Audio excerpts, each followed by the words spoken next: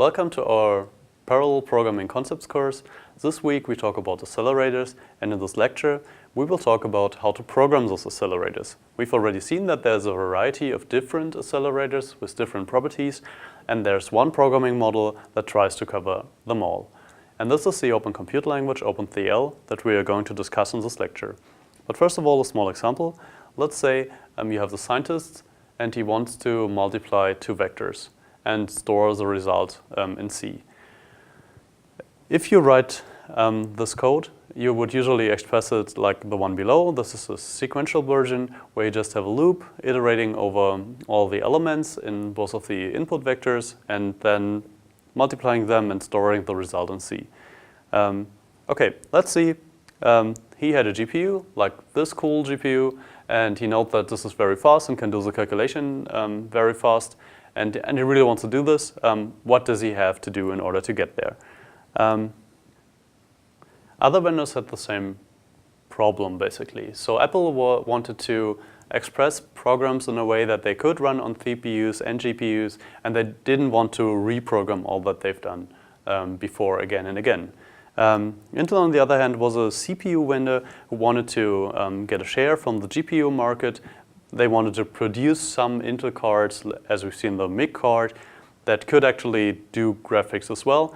And they are very successful because, as you see, modern CPUs really have a GPU inside that CPU that is capable of doing graphics. NVIDIA, on the other hand, was a GPU vendor who wanted to go into the CPU market. They wanted to sell their very powerful GPUs to do basically general purpose-like calculations, although they ended up with data parallel applications at the moment. And AMD was a strong CPU vendor and bought ATI, which was a strong GPU vendor, and so they had CPUs and GPUs in the house, and they wanted to have a programming model that could cover both of them. So all those companies were interested in having a standard way of programming those CPUs and GPUs, and they wrote a draft. And then they found other companies who were also interested in this, and they created the Khronos Compute Group. Khronos was responsible for the OpenGL standard before, which was the Open Compute Open Graphics language. And then they introduced the Open Compute language, OpenCL, with those Khronos Compute Group. That is actually the idea of a standard for those accelerator systems. Okay, first of all, what does the computer look like from the OpenCL point of view? You have the host. You can think of the host as your computer, your processor, your memory, and so on. And then the host has a number of compute devices. Those are basically cards, like the graphics cards or the MIG acceleration card that we've seen.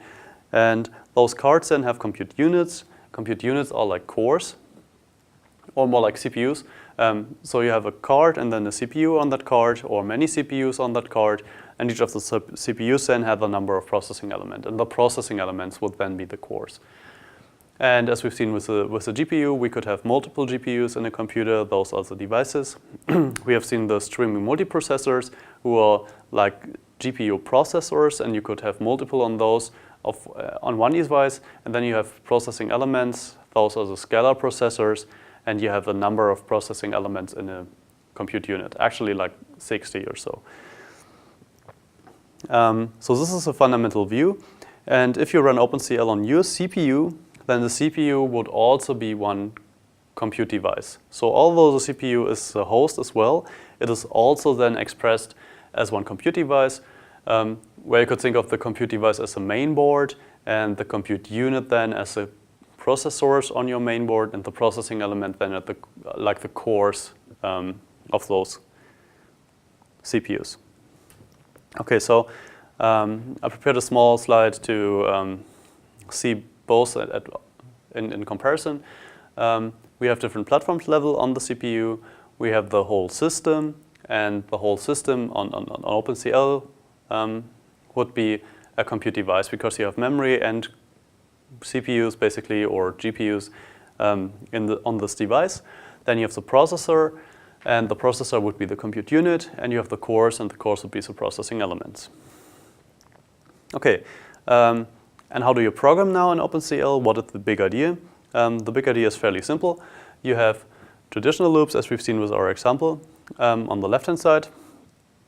And now instead of having this loop where you sequentially iterate over all the items, you get an index automatically, and then you just work on your index.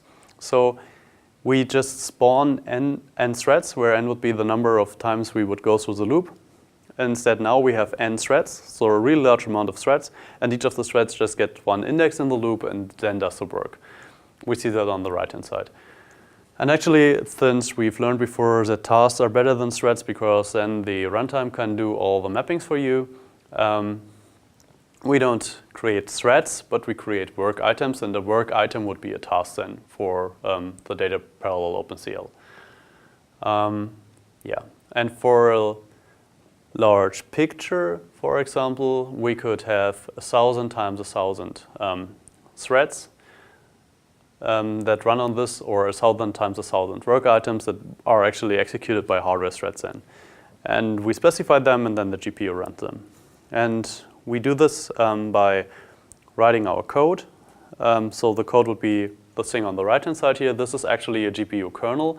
GPU kernels are like the GPU code, and they can be compiled and run on a GPU. And they are compiled at runtime for the particular system. Because there are so many accelerators, it makes little sense to compile stuff before. So what you actually do is, when you start your program and you want to use the accelerators in the system, then you start the compilation for that particular accelerator. So you have your kernel code as text, like really the text of the code that you want to execute, and then you build this text at runtime for the particular system, and you run the binary then on the device. And first of all, this is pretty cool because it allows you to tailor the kernel at runtime for the special accelerators. So let's say you know that this accelerator is not good with double precision. Then you could just replace in your kernel code, in your kernel text, all the double precision words with single precision words. So float instead of double, for example. And then you could just run this, if it's okay that you lose the precision. Or you know some other optimizations, and you can just plug them into your text. You can build the text at runtime and then compile the text. This is pretty awesome, although it's a little bit of an overhead for you as a programmer to think about all those different possibilities to deal with this. Another thing is that in addition to the code, you also need the data on the devices where it is executed. So what you actually do is you copy the data there first, then you copy the running kernel there, so the code that is actually executed, and you spawn this so that you have thousands of threads all running the same kernel, and then you execute your kernel on the input data that is already on the GPU, and afterwards they all work on the result data, and afterwards you copy the result data back. So this is usually how it works. We talked about the fact that it's SIMD execution. So SIMD execution means that everybody is actually exactly doing the same. They all run the same code, the same lines of code, the same program counter. Even if you have branching, they execute all basically, and they get an index. So when we see this code, we've seen that they get this ID, and the ID is actually really the ID of the work item. So we can think about having 8 parallel threads, and the first thread gets work item 0, so it gets ID 0, and the last thread gets work item 7, so it gets ID 7, and then we just execute this code with different IDs. But everybody is actually doing exactly the same code. And then there's an additional concept with OpenCL. So the first concept would be you express work items, which are tasks, and then they are executed by threads. And in addition, we have so-called work groups. And work groups are introduced since sometimes threads want to communicate with each other. Threads want to synchronize or share data. And in order to make this possible, there's the concept of work groups. And in a work group, all the threads are kind of together there and can communicate and can synchronize and can share those atomic operations. And then the execution model is the same.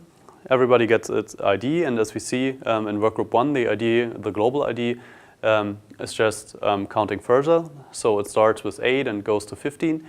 And then the execution is the same as with workgroup 0. But within those workgroups, threads could communicate. This is not part of the code here, but they could communicate. And also, and this is a pretty weird if you think about this for the first time. When workgroup 0 is done, that could mean that workgroup 0 will never be run again, and then workgroup 1 will be run way later in time. So if workgroup 0 is to react on something that workgroup 1 is doing, there's no way of doing this because it's already finished. Okay, so we have those chunks of our work items, which are those work groups, and they can run in an arbitrary order. And they cannot communicate really, but inside one of those work groups, threads can communicate with each other. And this mapping, as we see here, so this would be a one-dimensional mapping. Everybody just gets an increased ID. The next workgroup 2, would then start with 16, and so on and so on. And also what we see is, in this very example, let's say we only have those 2 work groups, we could have 16 work items. So 16 tasks, and they are distributed onto those 2 work groups, and then they are executed with threads. They could be actually executed on the same streaming multiprocessor. So first workgroup 0 on the CPU, and then workgroup 1 on the CPU, or they could be distributed to different multiprocessors. That's actually something that we don't know, but the GPU or the runtime will decide for us. In addition to those linear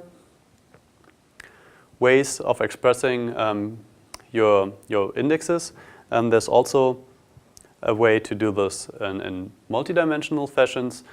So we have this index range usually, and this is a 2-dimensional way where we have a work group that is a subset of this big index space on the left-hand side, and then the work group has work items. So each work group has a number of work items. They can be 1-dimensional, as we've seen before, or 2-dimensional, as we see here, or 3-dimensional even.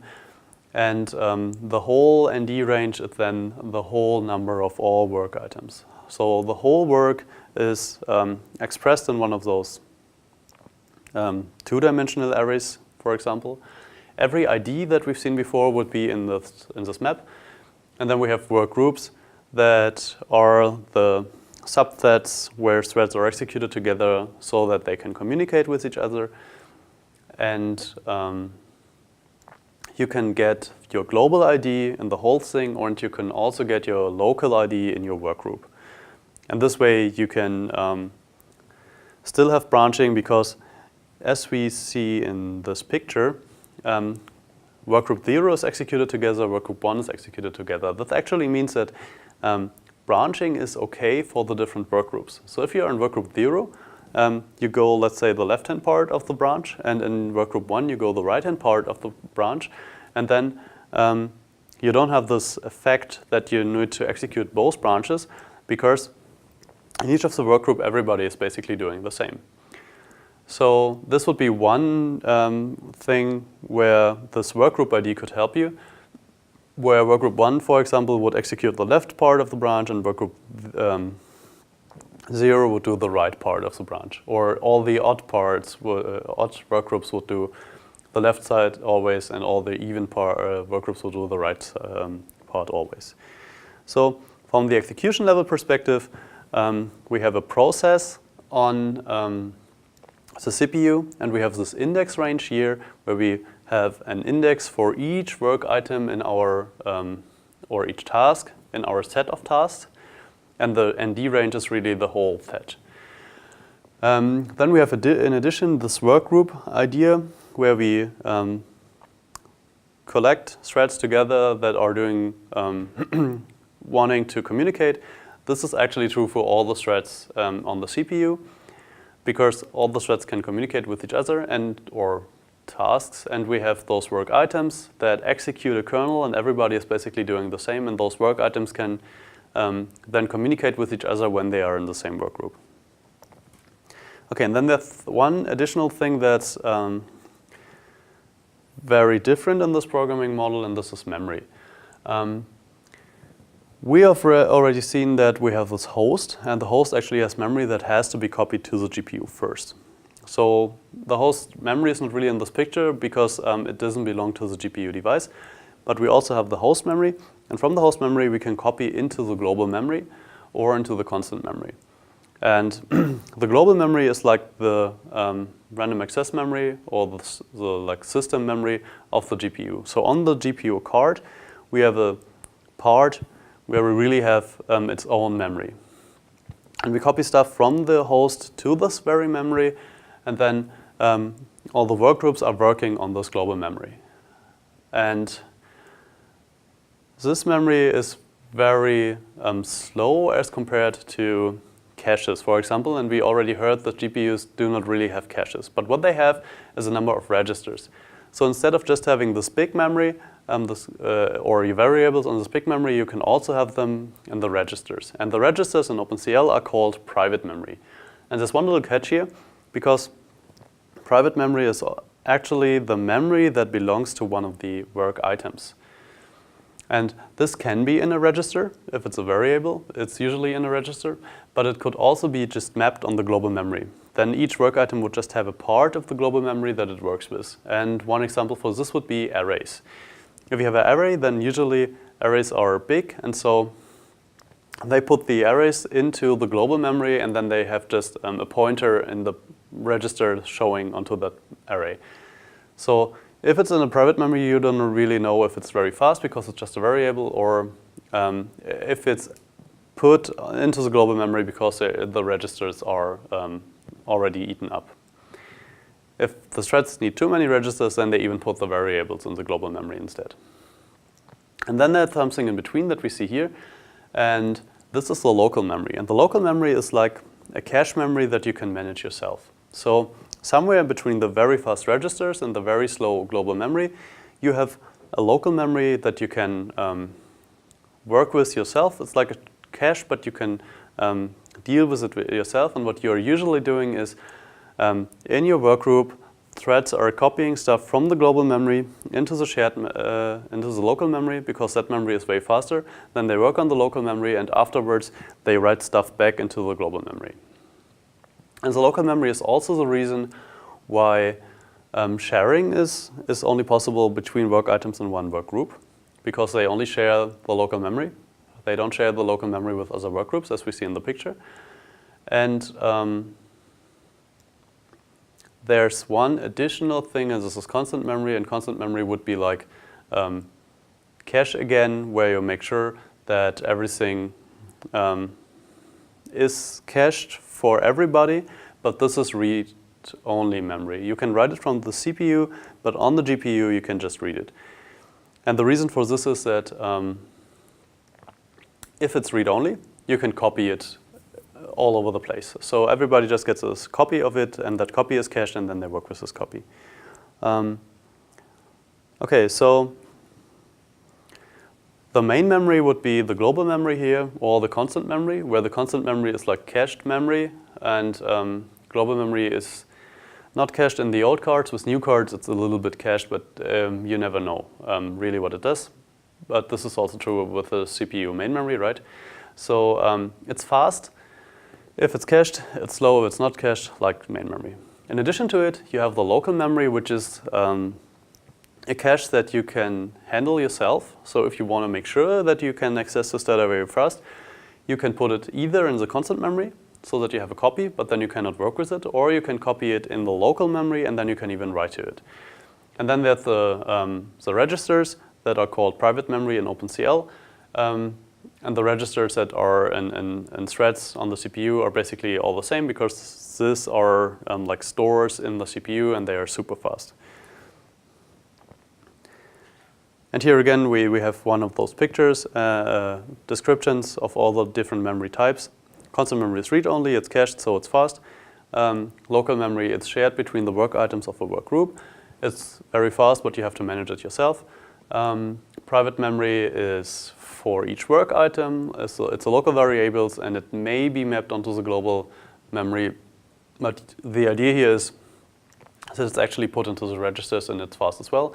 And then we have the global memory that is a really huge memory, but it's very slow as compared to the other memories. The code that you can write for OpenCL is standard C code basically. There are some restrictions regarding recursion and function pointers. Those restrictions are going away over time. They try to be more general purpose, and so they try to get rid of all those things. On the other hand, they add some additional features, like those work items and work groups that we've seen. Also, they have some vector types, and with AMD cards at least, using vector types may be very beneficial. With other GPUs, it's still pretty convenient to use vector types, but it doesn't bring such a big performance impact. We have image types for texture memory because GPUs are like very good with textures, and they have some special features. For example, dealing with the border parts, where if you read some parts that are not really in the texture anymore, this isn't really a problem with textures. You can configure them what they should do then, and then you can just access parts of the memory that are not really there, and they will deal with this, which is pretty cool. And also, textures have a built-in two-dimensional cache.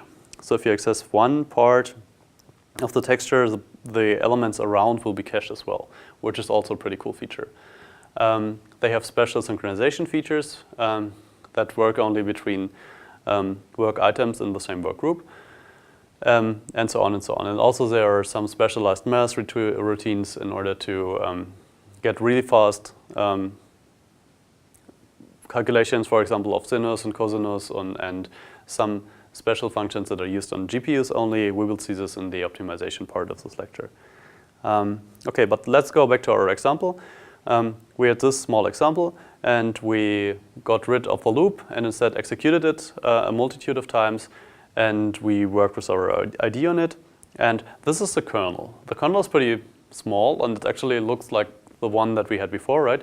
So this is pretty beautiful, but on the other hand, as I said before, you have to copy stuff on the data, for example, on the CPU or the accelerator, from the CPU to the accelerator first. So you have to copy the data there, then do the execution, then copy the data back, and all of this has to be done on the host.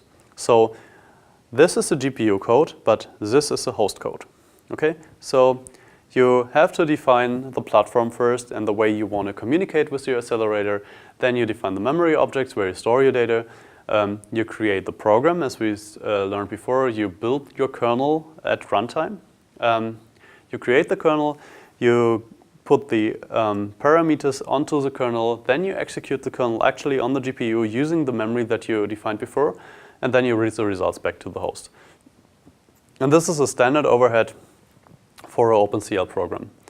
And the reason why this looks like this is that OpenCL was intended to be the standard for working with all kinds of accelerators. So they are really supporting all those different types, and so they are really elaborate on all those mechanisms that they use to talk to those, and they have basically everything in it, which you most of the times do not need if you target a specific accelerator. But it's pretty good to have all those possibilities to express basically everything if you have different accelerators that you're working with.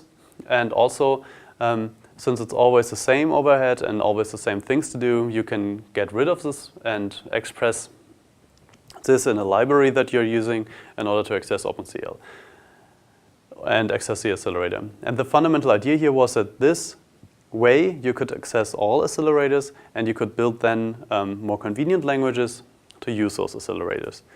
And this has been done. So there's a variety of software development kits showing how to express some very famous and some very computational intense problems using a GPU. There are special libraries for math problems that already use GPUs to do the calculations for you. There's a good support for profiling and debugging already, and also since programming for GPUs is very mature now, a number of tutorials and examples and articles and showcases and developer forums and everything that you basically want if you want to start to work with GPUs, and there are even very powerful IDEs and IDE support for GPUs.